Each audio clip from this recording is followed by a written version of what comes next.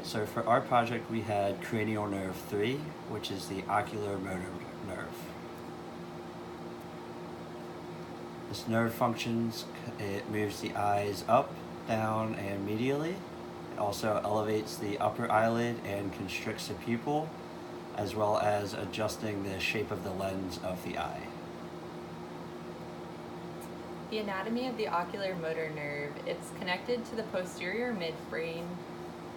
Like we said before, it's cranial nerve number 3, and it's a primary motor efferent nerve. The neuron cell bodies are located in the ocular motor nucleus. It works by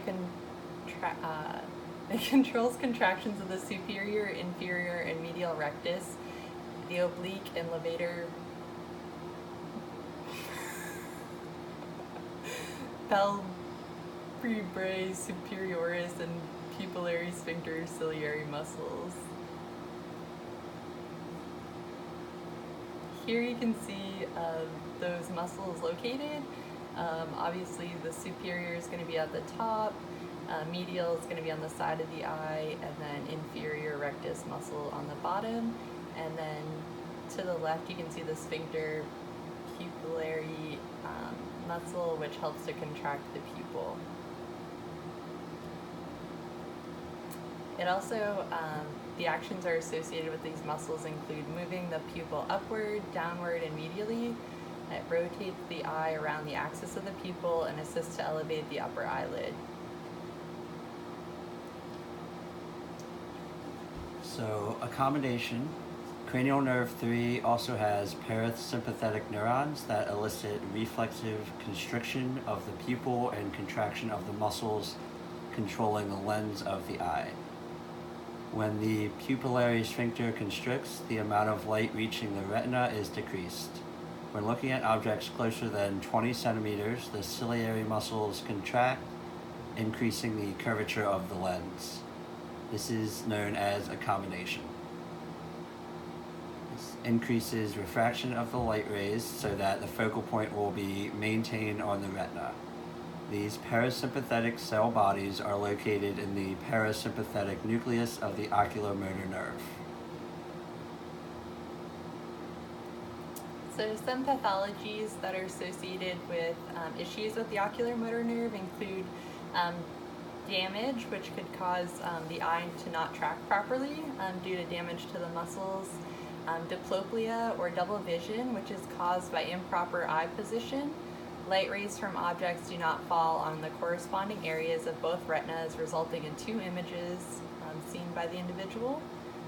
Also eyelid apoptosis, which occurs when voluntary muscle fibers do not elevate the eyelid, which are paralyzed. So you can see in this picture on the left, the lady's eye, she can't raise it just because those muscle fibers are paralyzed.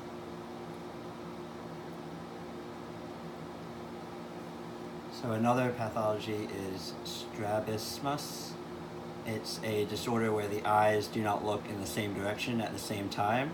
And you'll see there's a couple different examples that they could turn inwards or outwards. Also on the bottom, it goes down for hypo, and the eye turns upwards for hypertropia.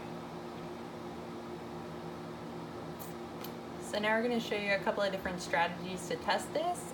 Usually the ocular motor nerve is also typically tested with the trochlea and abducens because they all do work together to move the eye. So you can see this by using the pen light to detect the pupillary constriction, as well as the H movement pattern to get all the different eye movements. Alright, so this first test is the H test. You're going to start right in the middle, come to one side, come up and down, back to the middle, and then we'll come to the other side, come up and down again. And this is just to see the proper tracking of the eye following the finger. Alright, and this next test with the flashlight is to see the dilation of the pupils in the eye. Alright, and Jamie's going to open her eyes now.